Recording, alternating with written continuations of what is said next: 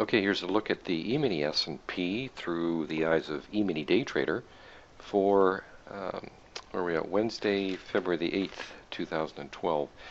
We were looking in the 37 to 41 area, uh, actually 38 to 41 area support. Um, by the way, we're looking at the market profiles here. This is today's profile, and this is what occurred yesterday. The one in the middle here is what occurred overnight. So we were still bullish going into the day, thinking that either the 41 to 37 level would hold. Um, it did get down to, there's the 37 level and there's the 41. So it certainly held overnight, but in the regular trading hours that was tested, turned right around, support held, came right back up to the 48 area that we've been mentioning for some time now as the next target up. So 54 would be the next one after that. It looks like we want to get on through there, although tomorrow's news might tell a different story, or it may just be the catalyst to get that market running even higher.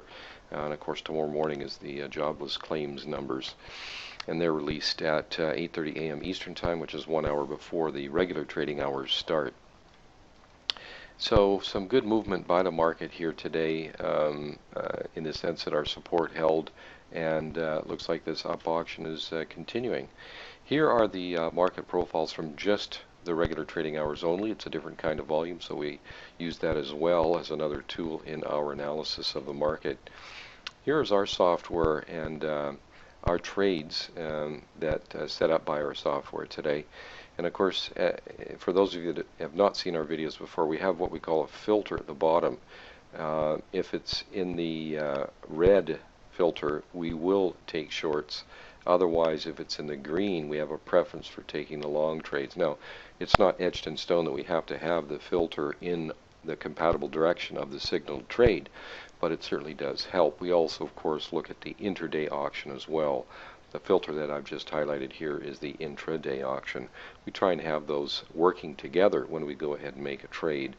And the third leg of our three-legged stool that we try and take a look at as a filtering process before we make any trade is, are we actually entering this trade near a known support area? A known support area being one that we knew going into the day, not that formed during the day. So we only had a couple of trades trigger here today. We did have a short trade here. The market fell off very quickly at that time, so we didn't have a chance to get in. You can see that the dashed red line here will continue to show by the software until that price is hit. But as you can see, by the time that price was hit, the market had turned around, and we had the support area in here from approximately 38 to 41. So this is our support area. So the market gave it a good test in here, but by the time it came back up here, it was above our support, so obviously we're not taking that trade.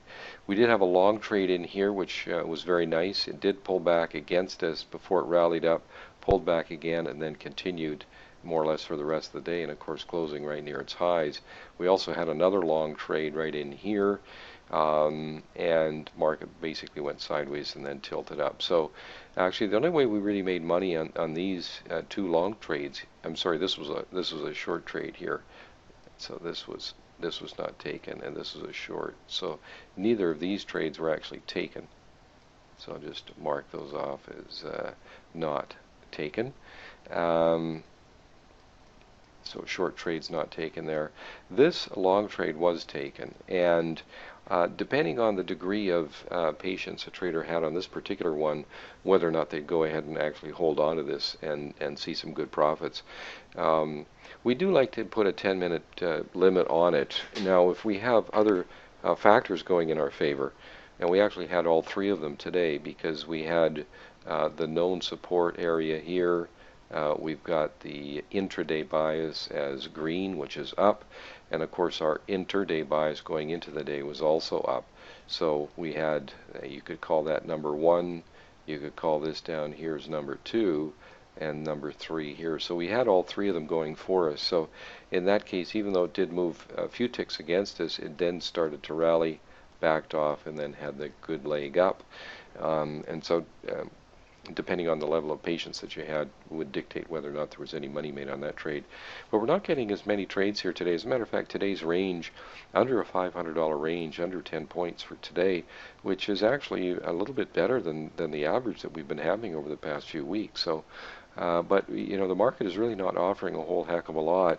On a day trading basis. Of course, we had a big rally up last Friday, but that occurred before the regular trading hours.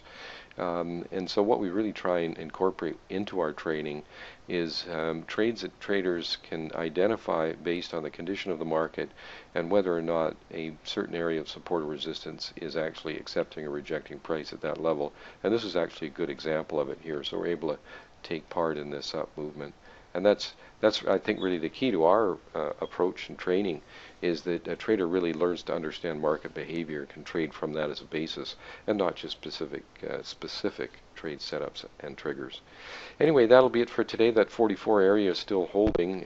We've been using that target for several days now. The next one up would be 54. So we're looking at that and still holding the same kind of support areas down around 41 and 37. So thanks for watching. That'll be it for today, and we'll see you again tomorrow.